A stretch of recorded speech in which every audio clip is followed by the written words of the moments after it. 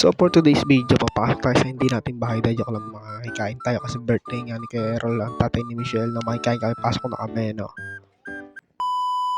So yun, no, nandito na kami sa loob, maghahanap lang kami ng plato, kaya may plato na pala, asawa ko, napakalapit mo talaga, ikaw na talaga, sheesh. So yun, dito, nakakain na kami, ay kukuha pa lang pala kami ng pagkain, no. Sarap naman nito, may spaghetti, may pancit, may sopas, kaso madilim, no. Diliman kasi. Hindi, okay lang naman kahit madilim, masarap naman. Charot lang. So yung asawa ko, no, ay mamigay. Woo! So yun, nakakuha na nga siya dito, no. Siyempre wala kaming hiya, kakain ako, nagugutom ako eh. Yung asawa nga dito, no, nakipagchismisan pa, pero ako gutom na, no.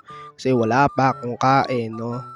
So ayun, gutom na ako, bahala na, bakbakan na to kung ano makain, pwede na yan, masarap naman. So di pa rin ako tapos, ilang minuto na ako nakain, pangiti-ngiti lang ako dyan kasi nahihiya pa ako, pero parang kukunin na ata ako, Lord, tignan nyo naman, no, kukuha pa ako, syempre makapal mukha ako eh. So sasarap kasi ng pagkain eh, bah, kahit sino naman, di ba? Pero pengi naman ako niyan, ang sarap.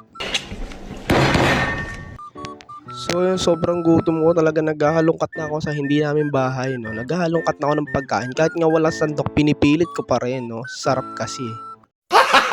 Gago! So ayun, no, lalagyan ko na yung aking malaking palato, nagabatya ang laki, wala ka man lang hiya, hinaharang ka na ng pusa, sama ng tingin sa'yo, hoy.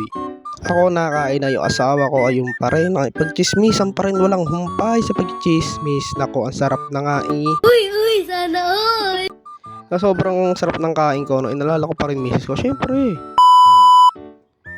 So yun, wala pa rin kaming humpay sa pagkain. So nasayang ko na naman ang 2 minuto na inyong buhay. Bye-bye!